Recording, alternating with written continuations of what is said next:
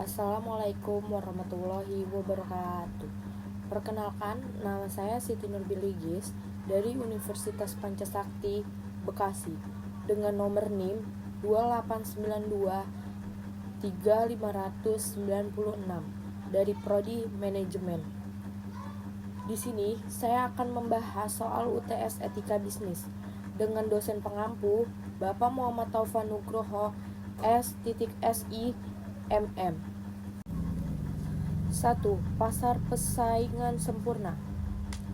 Pasar persaingan sempurna adalah struktur pasar di mana terdapat banyak penjual atau perusahaan yang menghasilkan barang. Pasar persaingan sempurna juga diartikan sebagai pasar yang mempunyai banyak perusahaan untuk memberikan pelayanan kepada pembeli di pasar. 1. Pasar bebas. Pasar bebas terjadi karena era globalisasi yang semakin meluas ke seluruh negara di dunia, termasuk Indonesia. Secara fisik, pasar bebas membawa keuntungan bagi masyarakat Indonesia karena kita dapat dengan mudah memperoleh barang-barang impor. Tetapi, pasar bebas juga memiliki dampak negatif bagi Indonesia yang ternyata tidak begitu diperhatikan oleh masyarakat, yang berdampak bagi perekonomian dan usaha-usaha lokal. Salah satu contoh pasar bebas di Indonesia seperti Store Miniso. Miniso merupakan toko retail yang cukup populer di kalangan anak muda yang menawarkan sebagai produk dari aksesoris, kosmetik, alat tulis, mainan, hingga peralatan rumah tangga pun ada. Dan menariknya, harga yang mereka tawarkan itu termasuk murah jika dibandingkan dengan produk lokal yang dipasarkan UMKM. 2. Pasar persaingan tidak sempurna. Pasar persaingan tidak sempurna adalah struktur pasar di mana jumlah penjual lebih sedikit daripada jumlah pembeli. Walau berjumlah sedikit, penjual di pasar persaingan tidak sempurna berhak atas penjualan produk tertentu, dan hanya mereka yang boleh atau mampu menjual produk dengan jumlah terbatas. Secara umum, ciri-ciri pasar persaingan tidak sempurna adalah sebagai berikut. Jumlah penjual sedikit, tapi banyak pembelinya. 2. Penjualan berhak menentukan harga produknya sendiri. 3. Penjual baru akan susah untuk bersaing. 4. Tidak ada produk pengganti. 5. Barang yang dijual sama. 2.1. Monopoli. Pasar monopoli adalah suatu keadaan pasar di mana hanya ada satu kekuatan atau satu penjual yang dapat menguasai seluruh penawaran, sehingga tidak ada pihak lain yang menyainginya, atau terdapat pure monopoli murni. Contoh pasar monopoli antara lain perusahaan negara dan perusahaan minyak, bumi, serta gas alam. Ciri-ciri pasar monopoli diantaranya sebagai berikut. 1. Di dalam pasar hanya terdapat satu penjual. 2. Jenis barang yang diproduksi tidak ada barang pengganti non-substituteless yang mirip. 3. Adanya hambatan atau rintangan barriers bagi perusahaan baru yang akan masuk ke dalam monopoli. 4. Penjual ini tidak mempengaruhi harga serta output dari produk lain yang dijual. Dalam perekonomian, harga cenderung stabil walaupun jumlah barang yang terjual. 2.2. Oligopoli. Pasar oligopoli tergolong ke dalam salah satu jenis pasar yang memiliki persaingan tidak sempurna, sebab produk atau barang yang dijual bersifat homogen. Walaupun jumlah penjualnya banyak, dan berbeda-beda. Contoh dari pasar oligopoli yaitu industri sabun, industri baja, industri rokok, industri pasta gigi, dan lain-lain. 2.3 Monopsoni. Pasar monopsoni adalah pasar yang terdiri dari banyak penjual, namun dikuasai oleh pembeli tunggal, bisa individu maupun kelompok bisnis. Hal ini menyebabkan kondisi tawar-menawar harga yang tidak sehat, karena banyak penjual hanya terdapat kepada satu pembeli. Contoh pasar monoposoni. 1. Peternakan susu sapi yang hanya bisa menjual susu sapinya kepada satu pembeli karena hanya ada satu pembeli di daerahnya. 2. Produsen coklat yang memproduksikan dengan bahan baku biji coklat. Mereka membeli buah coklat dari berbagai perkebunan. 3. Produsen sosis ayam yang membeli bahan baku daging ayamnya dari berbagai peternakan ayam. 4. Para petani yang tergabung dalam kelompok tani melakukan kerja sama dengan pabrik sehingga mereka berkewajiban menjual hasil panennya kepada pabrik tersebut. Ciri-ciri pasar monopsoni. 1. Jumlah penjual dan pembeli tidak seimbang. 2. Produk yang diperdagangkan adalah barang mentah. 3. Pembeli yang menentukan harga produk. 4. Pendapatan menjadi tidak merata. 5. Perselisihan sering terjadi. 2.4 Oligopsoni. Pasar oligopsoni sendiri mempunyai arti sebagai pasar dengan persaingan tidak sempurna. Artinya, pasar ini memiliki banyak sekali penjual, namun tidak dengan pembelinya. Dan biasanya, harga pada produk di sini lebih banyak ditentukan oleh konsumen. Contoh pasar oligopsoni. Pasar jasa konstruksi bangunan. Jasa konstruksi bangunan merupakan contoh pertama dari pasar oligopsoni. 2. Pasar wortel. Pasar wortel yang ada di daerah seringkali menjual hasil panennya ke pedagang yang ada di sekitar daerah tersebut. Ciri-ciri pasar oligopsoni. 1. Produk harus diolah kembali. 2. Harga produk tetap stabil. 3. Pendapatan yang didapatkan sama rata. 4. Terdapat pembeli yang menguasai harga pasar. 5. Persediaan produk terbatas. 3. Etika konsumen. Konsumen adalah setiap orang pemakaian barang dan jasa yang terdapat dalam masyarakat, baik bagi kepentingan diri sendiri, keluarga, orang lain, maupun makhluk hidup lain, dan tidak untuk diperdagangkan.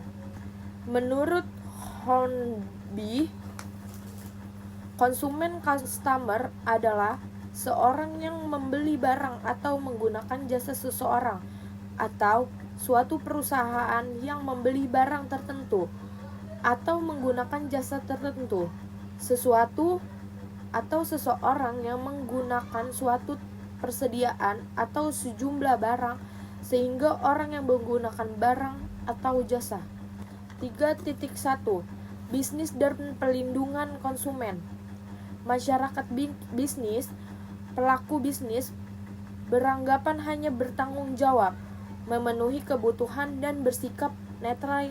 Yayasan Lembaga Konsumen Indonesia memiliki peran pelindungan konsumen dan tidak produsen. Hubungan produsen dan konsumen antara produsen dan konsumen memiliki hak kontraktual, yaitu hak yang timbul dan dimiliki seseorang ketika memasuki suatu persetujuan atau kontrak dengan pihak lain. 3.2 Hubungan produsen dan konsumen. Keduanya memiliki hubungan yang saling menguntungkan atau bersimbiosis mutualisme. Mengapa demikian? Hal tersebut disebabkan karena penjual memperoleh keuntungan dari hasil penjualan barang atau jasa yang ditawarkan, sedangkan pembeli dapat menikmati dan memanfaatkan barang atau jasa yang telah diberikan penjual. 3.3 Kasus-kasus etika konsumen. Bedah kasus konsumen Firdusia.